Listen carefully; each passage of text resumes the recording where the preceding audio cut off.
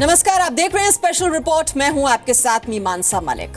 इतिहास गवाह रहा है, पाकिस्तान सीधी लड़ाई में भारतीय सेना के सामने कभी टिक नहीं पाया और न कभी टिक पाएगा। इसलिए पाकिस्तान घात लगाकर, धोखे से छिपकर हमारे जवानों को निशाना बनाता है। माचल में शहीद सैनिकों की शहादत का बदला लेने के लिए भारत की ओर से जवाबी कार्रवाई जारी है। पाकिस्तान को कल से भारी नुकसान उठाना पड़ा है, लेकिन बुज़दिल पाकिस्तान घुसपैठ के नए नए रास्ते खोजता रहता है। सर्दियों में बर्फबारी के बीच उसने आतंकियों की घुसपैठ कराने की साजिश रची है। लेकिन हम बता दें कि हिंदुस्तान ने अब गलतियों को माफ करना बंद कर दिया है। अब 3 के बदले 30।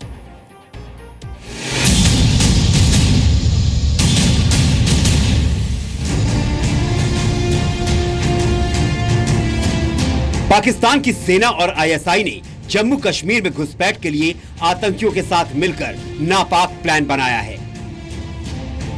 खुफिया सूत्रों के मुताबिक पाकिस्तान की सेना और आईएसआई ने रावलपिंडी में लश्कर-ए-तैयबा, जैश-ए-मोहम्मद और हिजबुल मुजाहिदीन के आकाओं से मीटिंग कर जम्मू कश्मीर में घुसपैठ के लिए तैयार रहने को कहा है।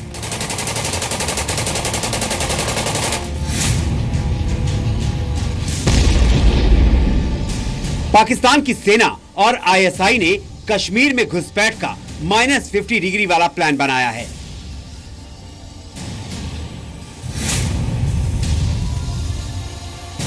यह प्लान बनाया गया है सर्दियों में बर्फीली चोटियों के रास्ते कश्मीर में घुसपैठ का। यह पाकिस्तान का रेड एंड व्हाइट प्लान है। रेड यानी खून, व्हाइट यानी बर्फ। पाकिस्तान का मंसूबा बर्फीले रास्तों से होकर भारत में घुसपैठ करना और खूनी खेल खेलना है।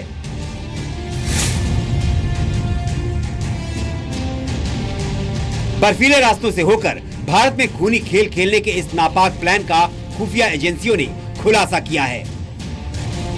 कश्मीर में भारत पाकिस्तान सीमा पर पहाड़ों पर होने वाले भारी बर्फबारी की वजह से ये रास्ते बंद हो जाते हैं और ऐसे में आतंकियों के लिए इन रास्तों से घुसपैठ करना बेहद मुश्किल हो जाता है। लेकिन अब पाकिस्तानी सेना ने आतंकियों को इन रास्तों से भारत में घुसपैठ कराने का एक नापाक प्लान बनाया है। सर्दियां शुरू होते ही कश्मीर घाटी बर्फ की सफेद चादर से ढक जाती है। एलओसी पर पाकिस्तान से लगने वाली भारतीय सीमा को बर्फबारी की वजह से पार करना नामुमकिन नहीं तो मुश्किल जरूर है। इंटरनेशनल बॉर्डर पर घुसपैठ की लगातार कोशिशों के नाकाम होने से परेशान पाकिस्तान ने घुसपैठ का नया प्लान बनाया है। प्लान है बर्फीले रास्तों से होकर आतंकियों को सीमा पार कराने का। खुफिया एजेंसियों की रिपोर्ट से खुलासा हुआ है कि पाकिस्तान आर्मी ने आतंकियों की घुसपैठ के लिए सुपर हाई एल्टीट्यूड क्लॉथ खरीदे हैं। ये ऐसे कपड़े हैं जो -50 डिग्री सेल्सियस पर भी आतंकियों की घुसपैठ में मदद करेंगे। पाकिस्तान आर्मी और आईएसआई ने बर्फीले रास्तों में घुसपैठ के लिए स्पेशल जैकेट, ट्राउजर्स, बूट्स और स्लीपिंग बैग्स खरीदे हैं। सर्दी के टाइम बर्फ के समय में भी इन्फिल्ट्रेशन होना मुमकिन है। उनको स्पेशल क्लोथिंग दी जाएगी, जूते, जैकेट्स, हेड गियर जो भी है। लेकिन विंटर में इन्फिल्ट्रेशन की डिटेक्शन थोड़ी आसान हो जाती है। पाकिस्तान सेना बर्फीले इलाकों में अपने जवानों की तैनाती के लिए सुपर हाई एल्टीट्यूड क्लॉथ खरीदती है और अब राहिल शरीफ की उसी बुज़दिल सेना ने विदेशों से खरीदारी कर भारत में घुसपैठ कराने के लिए ऐसे स्पेशल कपड़े आतंकियों को मुहैया कराया है। खुफिया सूत्रों के मुताबिक पाकिस्तान की सेना और आईएसआई ने रावलपिंडी में लश्कर, जैश और हिजबुल के आकाओं के साथ मीटिंग की है। आतंकी संगठनों के आकाओं से मीटिंग कर पाकिस्तान की सेना और आईएसआई ने भारत में घुसपैठ का प्लान बताया है और उन्हें घुसपैठ करने के लिए तैयार रहने को कहा है। सैनिक को तो ये उसकी दिनचर्या में शामिल है, चाहे विंटर हो, चाहे बर्फ हो, चाहे बारिश हो, वो वहीं रहेगा और जो भी सतर्कता वो बरत सकता है वो बरतेगा। सर्जिकल स्ट्राइक के बाद से ही पाकिस्तान सेना और आईएसआई भारत से बदला लेने के लिए तड़प रही है, लेकिन आतंकियों के पीछे छिप कर वार करने वाला पाकिस्तान एक बात समझ ले कि अब हिंदुस्तान ने गलतियों को माफ करना बंद कर दिया है। भारत माता की जय! भारत माता की जय! अब 3 के बदले 30।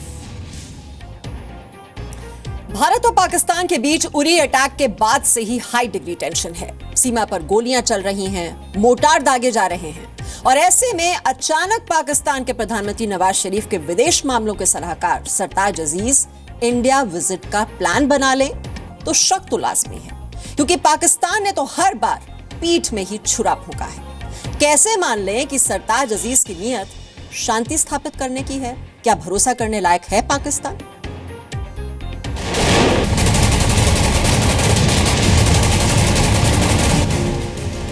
भारत पाकिस्तान सीमा पर चल रही हैं गोलियां।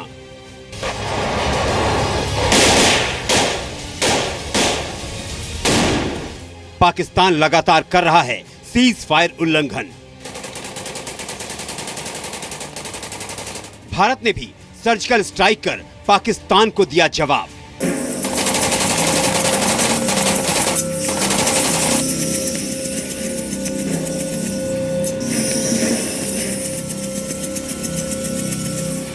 सार्क के लिए पाकिस्तान जाने से भारत ने किया था इनकार।